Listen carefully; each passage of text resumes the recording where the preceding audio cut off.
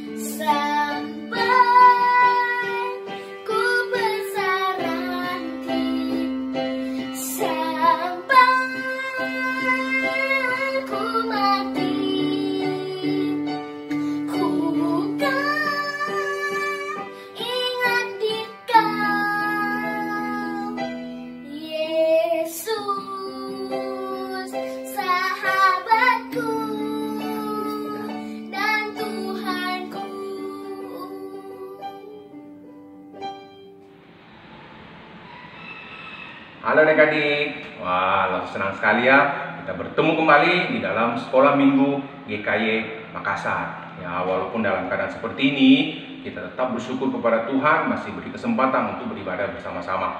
Saya berharap kita semua dalam keadaan sehat-sehat dan tetap dalam penyertaan Tuhan. Asal adik-adik tetap ingat protokol dari kesehatan ya, rajin cuci tangan, pakai masker dan kalau tidak perlu amat, tidak perlu keluar rumah. Tetap di rumah saja.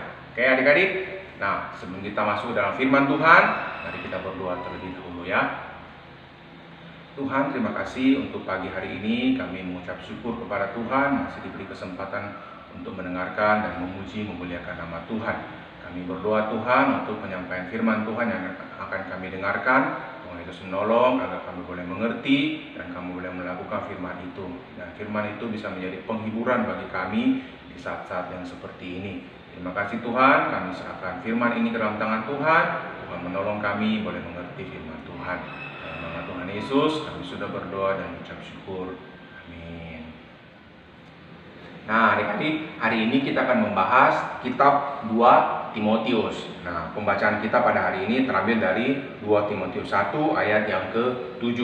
Dengarkan baik-baik ya, saya yang membaca. Sebab Allah memberikan kepada kita bukan roh ketakutan, melainkan roh yang membangkitkan kekuatan, kasih dan ketertiban. Meme, mainan Cece rusak. Meme yang kasih rusak ya. Cece kenapa itu? Cek, sini Cek. Iya papi.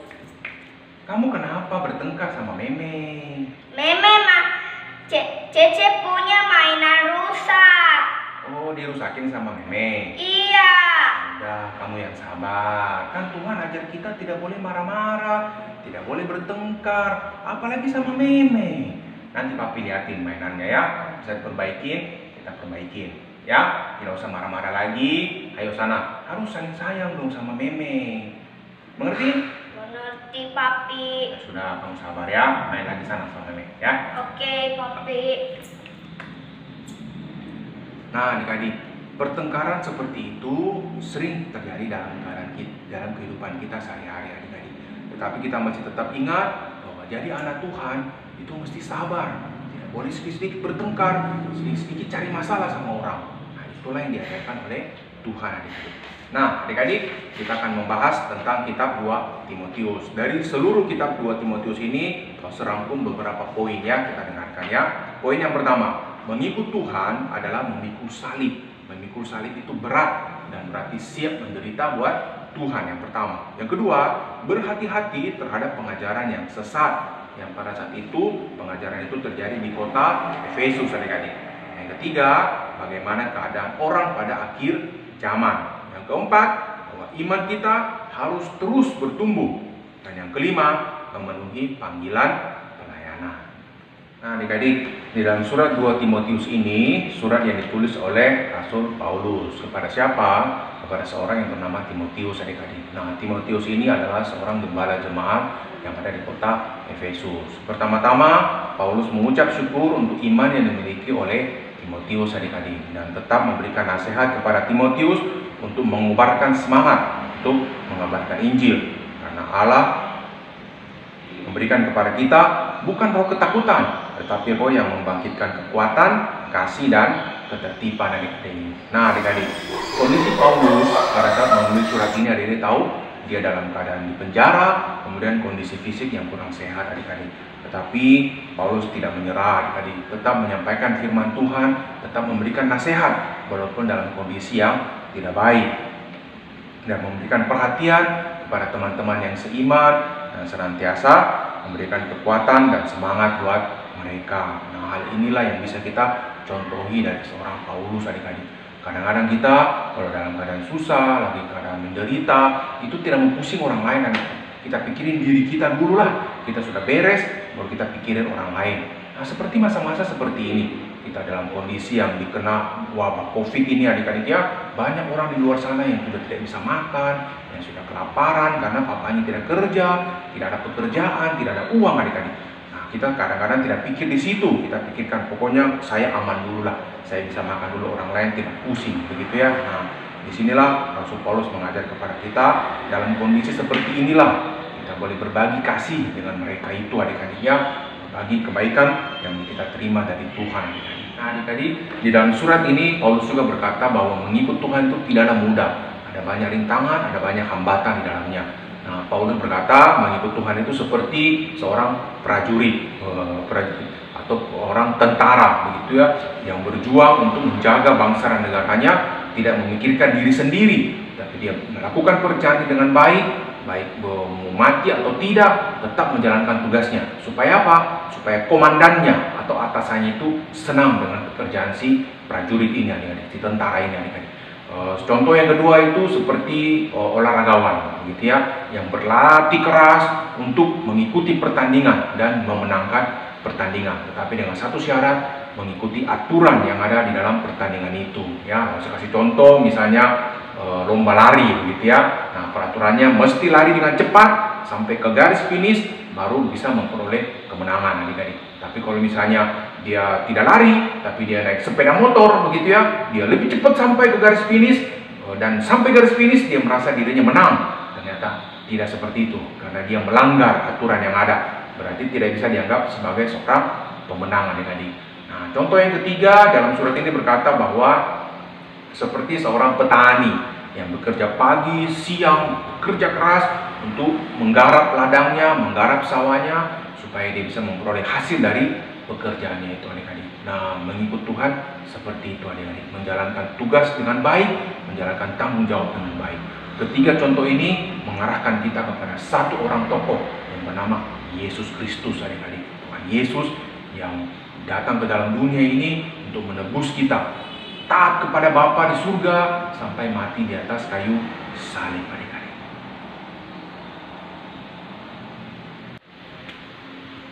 Nah adik-adik, ketaatan dari Tuhan Yesus inilah yang menjadi contoh bagi Paulus untuk tetap menyampaikan firman Tuhan walaupun dalam kondisi yang tidak baik, kondisi yang dipenjara adik-adik.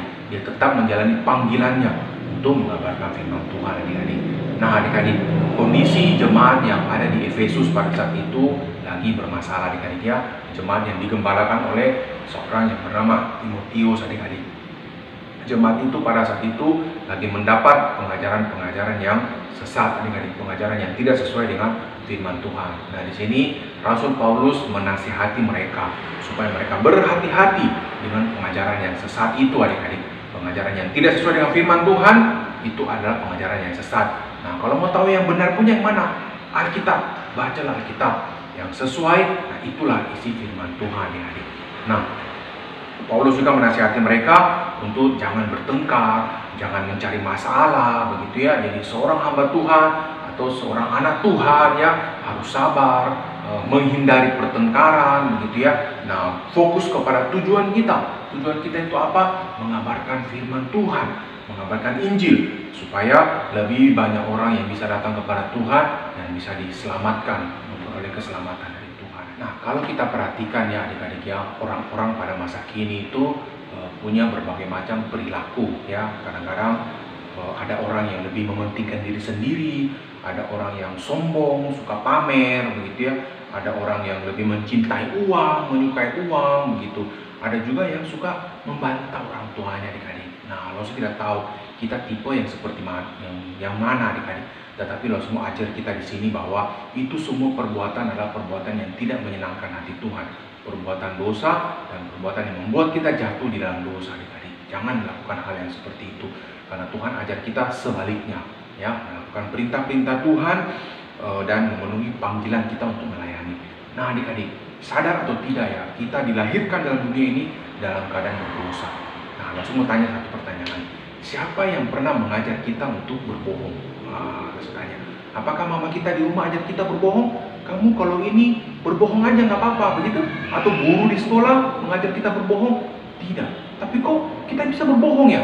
Tidak ada yang mengajar, tapi kita bisa berbohong. Kenapa bisa seperti itu? Nah karena kita ini adalah orang berdosa. Walaupun tidak diajar, kita tahu perbuatan dosa seperti itu adik-adik. Makanya kedatangan Tuhan ke dalam dunia ini untuk menebus kita dan memberikan kita pengajaran yang benar. Ini loh yang benar, ini yang mesti kita lakukan, bukan perbuatan dosa adik-adik. Nah, semua perintah Tuhan itu adanya di mana? Di dalam Alkitab, di dalam kitab suci adik-adik. Karena semua yang diilhamkan oleh Allah bermanfaat untuk mengajar, untuk menyatakan kesalahan, untuk memperbaiki kelakuan dan mendidik orang di dalam kebenaran. Yaitu terdapat dalam 2 Timotius 3 ayat yang adik-adik, Paulus dalam keadaan baik atau tidak tetap melayani Tuhan adik-adik, menjaga cara hidupnya supaya tidak berbuat dosa dan tidak jatuh di dalam dosa adik-adik. Ini adalah contoh teladan yang sangat baik untuk kita lakukan, yaitu melayani Tuhan sampai akhir hidup dan menantikan mahkota mulia yang akan diberikan Kristus Tuhan kepada kita adik-adik. Nah adik-adik, sejauh ini firman Tuhan yang harus bacakan. Saya berharap kita semua mengerti akan firman Tuhan dan menjalankan firman Tuhan ini. Nah ayat hafalan kita terambil dari 2 Timotius 1 ayat yang ke-7. Saya bacakan ya. Sebab Allah memberikan kepada kita bukan roh ketakutan, melainkan roh yang membangkitkan kekuatan, kasih dan ketertiban. Nah, ayat hafalan yang tidak terlalu panjang, kita boleh hafalkan dengan baik pelan-pelan di rumah dan mendiktekan nanti kepada orang tua adik-adik ya. Nah, ayo kita satu di dalam doa. Tuhan Yesus, terima kasih untuk firman yang kami dengarkan pada hari ini. Kami mau belajar dari seorang Paulus yang tetap setia melayani Tuhan, kondisi baik atau tidak baik, dia tetap melayani Tuhan. Kami juga belajar seperti itu ya Tuhan. Tuhan tolong kami, berikan kami kekuatan untuk melayani Tuhan. Terima kasih Tuhan untuk firman Tuhan ini. Kami menyerahkan akhir ibadah ini ke dalam tangan Tuhan. Dalam nama Tuhan Yesus kami sudah berdoa dan mengucap syukur. Amin. Nah adik-adik, kita sudah berada di akhir dari sekolah minggu adik-adik. Saya mau mengingatkan akan ada Lose Share proyek ketaatan ya ke masing-masing grup WA, dan langsung berharap kita tetap setia untuk menjalankan proyek ketaatan itu adik-adik ya. Nah, Nah, sampai di sini sekolah minggu. Sebenarnya kita semua tetap sehat dan tetap menjalankan protokol kesehatan. Bagi adik-adik yang sudah mendaftar SIL, sekolah izin liburan, siap-siap untuk pengalaman yang seru. Oke, adik-adik ya. Sampai di sini, Tuhan Yesus memberkati. Dadah. Kita mau naikkan ucapan syukur kita Lause dengan memberikan persembahan. Iya, ayo kita adik-adik kita nyanyikan lagu Segala Puji Syukur. Ya. Yuk, dengan bersuka cita dengan penuh ucapan syukur.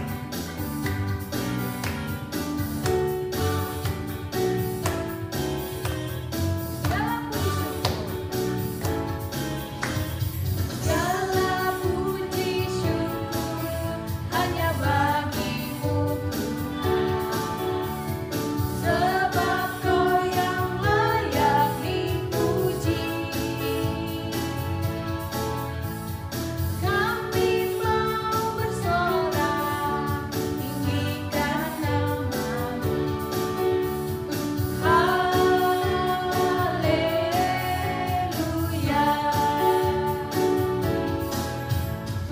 Soraklah haleluya, soraklah haleluya, haleluya.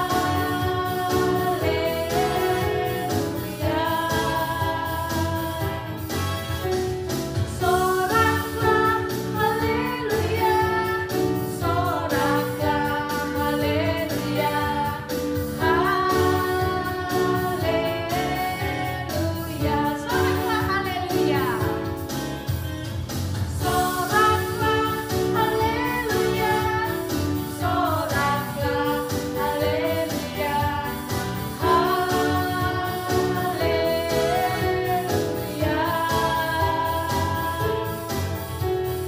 Soraklah haleluya, soraklah haleluya, haleluya.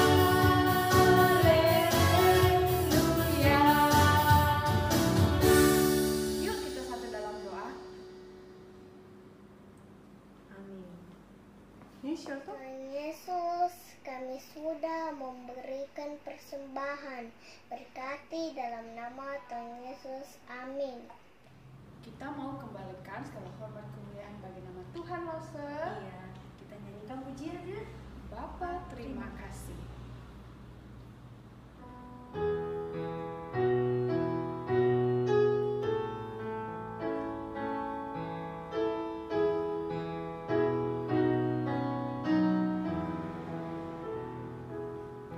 Bapa, terima kasih. Bapa, terima kasih. Bapa di dalam surga, puji terima kasih.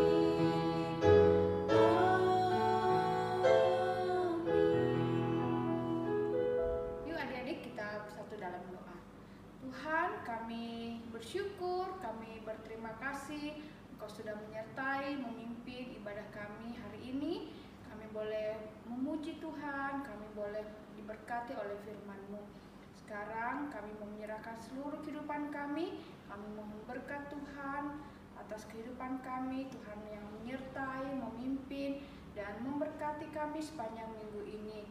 Di tengah-tengah kondisi yang masih dalam yang sulit Tuhan, kami mohon pertolongan Tuhan, penyertaan Tuhan boleh tetap nyata dalam kehidupan kami. Berikan kami kekuatan, kesehatan senantiasa, dan kami boleh tetap setia, hidup dalam anugerah dan pertolongan Tuhan. Terima kasih Tuhan untuk hari ini, untuk ibadah kami pada hari ini. Di dalam nama Tuhan Yesus kami sudah berdoa. Amin. Depan, segera cepat mereka. Kita sudah dipanggil nih, kita sudah mau balik. Iya ya. Oh, kita mau lanjutkan perjalanan kita. Iya. Kita mau berangkat ini adik-adik. Sampai jumpa ya. Adik-adik, sampai jumpa ya. Ayo, dadah.